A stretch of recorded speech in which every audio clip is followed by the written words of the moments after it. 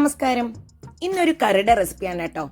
വീട്ടിൽ ഒരു വെജിറ്റബിളേ ഉള്ളൂ എങ്കിൽ അതുകൊണ്ട് ഉണ്ടാക്കാൻ പറ്റുന്ന ഒരു അടിപൊളി കറി. ചപ്പാത്തിയുടെ കൂടെയും ചോറിന്റെ കൂടെയൊക്കെ കഴിക്കാം.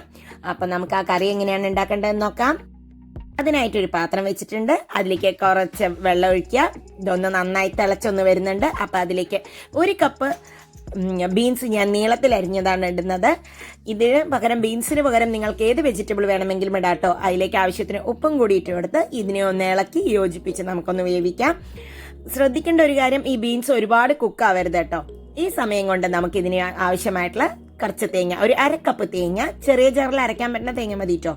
ഒരു 3 പച്ചമുളക്, ഒരു 8 ചുവന്നുള്ളി, ചെറിയ ഉള്ളിയാണ് നല്ലത്. ഇനി ഇതിനെ ഒന്ന് ക്രഷ് ചെയ്തെടുക്കാനേ പാടുള്ളൂ, ഒരുപാട് അരയരുത് കേട്ടോ. ക്രഷ് ചെയ്തെടുത്ത് വന്നിട്ടുണ്ട്. ഇപ്പൊ ഇതാ നമ്മുടെ ബീൻസൊക്കെ വെന്തിട്ടുണ്ട്.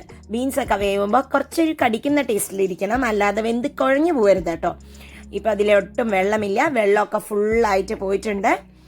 ഇനി നമുക്ക് അതിലേക്ക് ആ ചതച്ച് വെച്ചിട്ടുള്ള തേങ്ങയും ചുവന്നുള്ളിയും ഒക്കെ കൂടിയുള്ള കൂട്ടും കൂടി ഇട്ട് കൊടുക്കാം. പച്ചമുളക്, ഇതിലുള്ള പച്ചമുളകിന് എരിവുണ്ടായിരുന്നു, അതുകൊണ്ടാണ് ഞാൻ 3 ഇട്ടത്. നിങ്ങൾക്ക് എരിവില്ലാത്ത പച്ചമുളകാണെങ്കിൽ കുറച്ച് കൂടുതൽ ഇടാട്ടോ.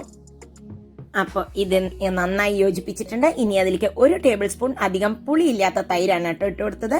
ഇനി അതും കൂടി ഒന്ന് ചേർത്ത് മിക്സ് ചെയ്ത് യോജിപ്പിക്കാം. ഇതിൽ ശ്രദ്ധിക്കേണ്ടത് ഒരുപാട് ചുവന്നുള്ളി ഇടരുത്, അതിൻ്റെ ആ ഒരു ഫ്ലേവറും ടേസ്റ്റും ഒക്കെ വരെ വേണ്ടു. നമുക്കിത് ഓഫ് ചെയ്യാം. അതിനു മുമ്പായിട്ട് 1 ടീസ്പൂണോളം ഞാൻ വെളിച്ചെണ്ണ തൂവിയിട്ടുണ്ട്.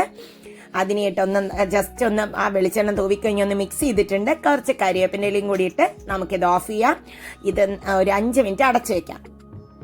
അപ്പം 5 മിനിറ്റ് കഴിഞ്ഞിട്ട് ഞാനിതിങ്ങനെ തുറന്ന് നോക്കുമ്പോൾ എന്തൊരു ഫ്ലേവർ അറിയോ, ആ പച്ചമുളകിൻ്റെയും ചെറിയ ഉള്ളിയുടെയും ഒക്കെ കൂടി ആ ബീൻസിൽ നല്ലവണ്ണമായിട്ട് നല്ലൊരു ടേസ്റ്റുള്ള കറിയാണ്. അപ്പം എല്ലാവരും ട്രൈ ചെയ്ത് നോക്കൂ.